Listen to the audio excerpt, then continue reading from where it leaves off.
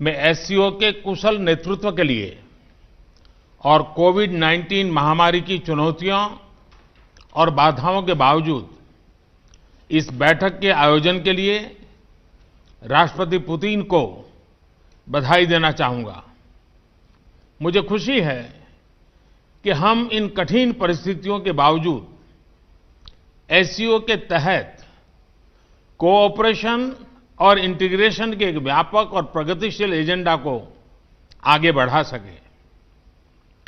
Excellencies, SCO में भारत के लिए यह एक महत्वपूर्ण वर्ष है। हम पहली बार एक समिट स्तर की बैठक SCO council of heads of government का आयोजन करने जा रहे हैं। इस बैठक के लिए एक व्यापक एजेंडा तैयार किया गया है, जिसमें आर्थिक सहयोग के मुद्दों पर विशेष ध्यान दिया गया है। हमने स्टार्टअप इकोसिस्टम में अपने समृद्ध अनुभव को साझा करने के लिए इनोवेशन एंड स्टार्टअप पर स्पेशल वर्किंग ग्रुप की स्थापना का प्रस्ताव रखा है। हमने ट्रेडिशनल मेडिसिन पर वर्किंग ग्रुप का भी प्रस्ताव रखा है, ताकि एससीओ देशों में पारंपरिक और प्राचीन चिकित्सा के ज्ञान और समकालीन चिकित्सा में हो रही प्रगति एक दूसरे के पूरक बन सके। एक्सेलेंसीज, भारत का दृढ़ विश्वास है कि इकोनॉमिक मल्टीलेटरिज्म और नेशनल कैपेसिटी बिल्डिंग के कॉम्बिनेशन से एससीओ देश महामारी से हुए आर्थिक नुकसान के संकट से उभर सकते हैं। हम महामारी के बाद के विश्व में आत्मनिर्भर भारत की दृष्टि के साथ आगे बढ़ रहे हैं। मुझे विश्वास है कि आत्मनिर्भर भारत वैश्विक अर्थव्यवस्था के लिए एक फोर्स मल्टीप्लायर साबित होगा और एससीओ क्षेत्र की आर्थिक प्रगति को गति प्रदान करेगा। एक्सेलेंसीज, एससीओ क्षेत्र से भारत का घनिष्ठ सांस्कृतिक और ऐतिहासिक संबंध रहा है। हमारे पूर्वजों ने इस साझा ऐतिहासिक और सांस्कृतिक विरासत को अपने अथक और निरंतर संपर्कों से जीवंत रखा। International north south transport corridor, Chabahar port, असगाबाद समझौते जैसे कदम कनेक्टिविटी प्रति भारत के मजबूत संकल्प को दर्शाते हैं। भारत का मानना है कि कनेक्टिविटी को और अधिक गहरा करने के लिए यह आवश्यक है कि एक दूसरे की संप्रभुता और टेरिटोरियल इंटीग्रिटी के सम्मान के मूल सिद्धांतों के साथ आगे बढ़ा जाए। एक्सेलेंसीज, यूनाइटेड नेशंस ने अपने 75 इयर्स पूरे किए हैं, लेकिन अनेक सफलताओं के बाद भी संयुक्त राष्ट्र का मूल लक्ष्य अभी अधूरा है। महामारी की आर्थिक और सामाजिक पीड़ा से जूझ रहे विश्व की अपेक्षा है ये यूएन की व्यवस्था में आमूल-चूल परिवर्तन आए। हमारे यहां शास्त्रों में कहा गया है, परिवर्तनमेव स्थिरमस्ति, परिवर्तन ही एकमात्र स्थिरता है।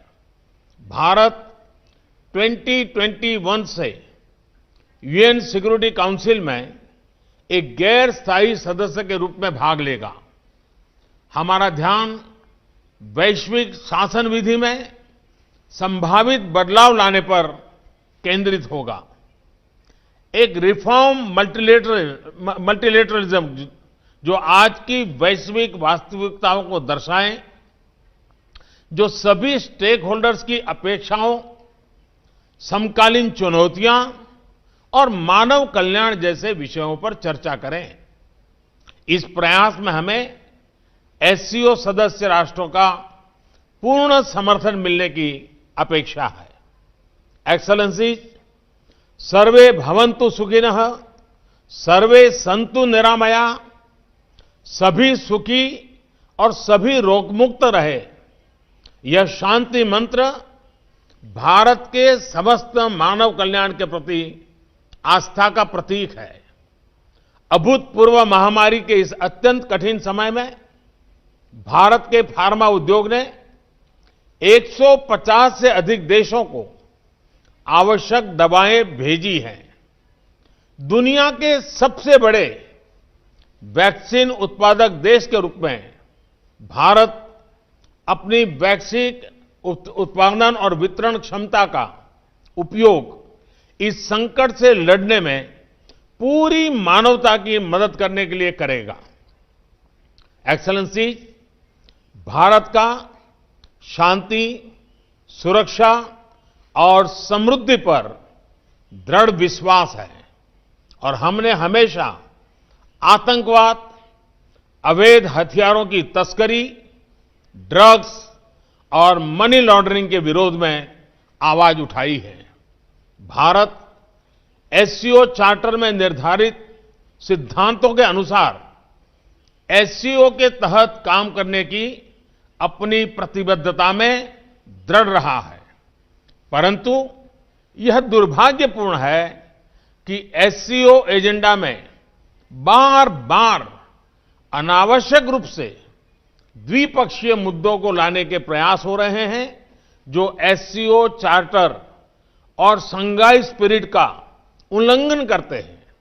इस तरह के प्रयास एससीओ को परिभाषित करने वाली सर्वसम्मति और सहयोग की भावना के विपरीत है। एक्सेलेंसी, मैं वर्ष 2021 में एससीओ की 20वीं वर्षगांठ पर एससीओ संस्कृति वर्ष मनाने के लिए पूर्ण समर्थन देता हूं। भारत का राष्ट्रीय संग्रहालय इस वर्ष हमारी साझा बौद्ध विरासत पर पहली एससीओ प्रदर्शनी आयोजित करने की प्रक्रिया में है। भारत की साहित्य अकादमी ने रूसी और चीनी भाषा में 10 भारतीय साहित्यिक कृतियों के अनुवाद का काम पूरा किया है और मुझे विश्वास है कि अगले वर्ष भारत महामारी मुक्त वातावरण में एससीओ फूड फेस्टिवल की मेजबानी करेगा। मुझे प्रसन्नता है कि समस्त एससीओ देशों के ऑफिशियल्स और डिप्लोमेट्स ने हाल में बीजिंग में एससीओ सचिवालय के सहयोग से आयोजित योग कार्यक्रम में बढ़ चढ़कर भाग लिया। एक्सेलेंसी, मैं एक बार फिर राष्ट्रपति पुतिन को उनके कुशल और सफल नेतृत्व के लिए बधाई देता हूं और इस बैठक के लिए उन्हें धन्यवाद देता हूं। मैं राष्ट्रपति इमामोली रहमान को अगले वर्ष के लिए एससीओ की अध्यक्षता करने के लिए बधाई और शुभकामनाएं देना चाहता हूं और ताजिकिस्तान के सफल अध्यक्षता के लिए भारत के पूर्ण सहयोग का आश्वासन भी देता हूं। बहुत बहुत धन्यवाद।